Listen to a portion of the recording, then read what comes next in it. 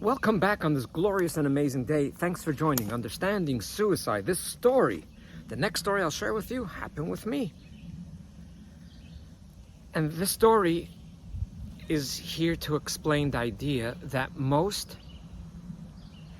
individuals that will or that plan to die through suicide have been very clear about it, not for hours and days, but for weeks, months, and usually years.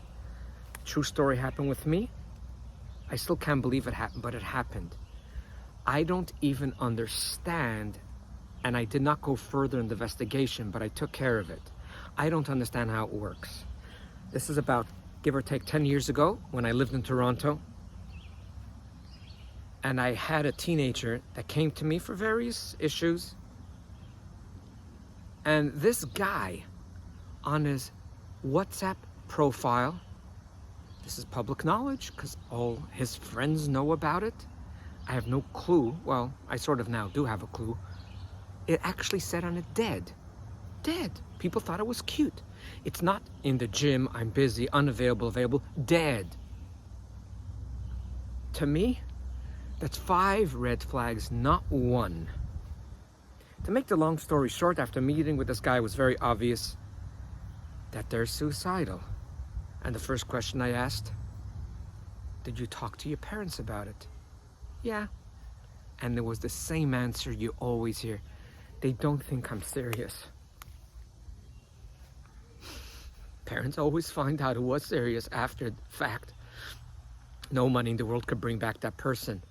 But I'm asking you, if you're not sure as a parent, as a friend, as a sibling, if it's serious, go talk to a mental health professional. If you don't have the money, you don't have the resources, every single city today has a hotline. Just Google the hotline for suicide. Have a conversation, even if you're not suicidal.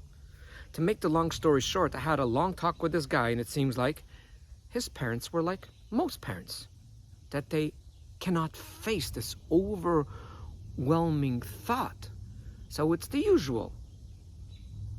He always looked for attention. You know what? Since he was 3, always looked for attention. He always looks for attention. That's the reason why I'm making this video. Awareness, awareness, awareness. This is the only time in my life I did this, where I called the father to my office.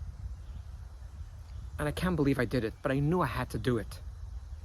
And I sat down with the father in front of his son, and I told the son that I would do it, and I explained not to be fearful because I acted pretty interesting.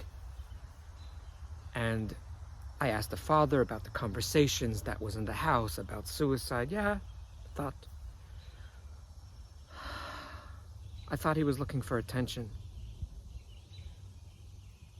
I could be wrong, but I did it. I did it with love. And please wait till the end of the story so you don't stop watching and think I'm crazy. I walked over to the father and asked the father to stand up. I grabbed him by the shirt and say, I'm not going to be angry with you. I smiled to him. I said, I'm not going to hurt you. I just want to wake you up. Because the father sort of was arguing with me, or not really. I remember just, forget the word I'm looking for. Symbolic, that's the word, symbolic. I began to shake him and says, do you want to find out? And I looked at his son. Do you want to find out after he's in the cemetery or now? When do you want to find out? He looked at me like I was crazy because he knew I was a gentle guy. Why am I grabbing his shirt physically and shaking him? I felt so bad for him because I knew at that time and that person I had literally had to shake him. With tears in my eyes, I gave him a huge hug and say, I love you. I don't mean to hurt you. I hope you're not taking this as an aggressive act. I simply want to wake you up. I've seen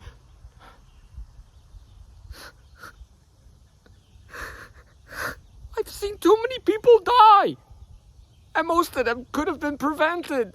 I don't want you to be in other statistics. I actually don't care if you're pissed on me. I don't care if you're upset at me. But I don't want your son to be another statistic.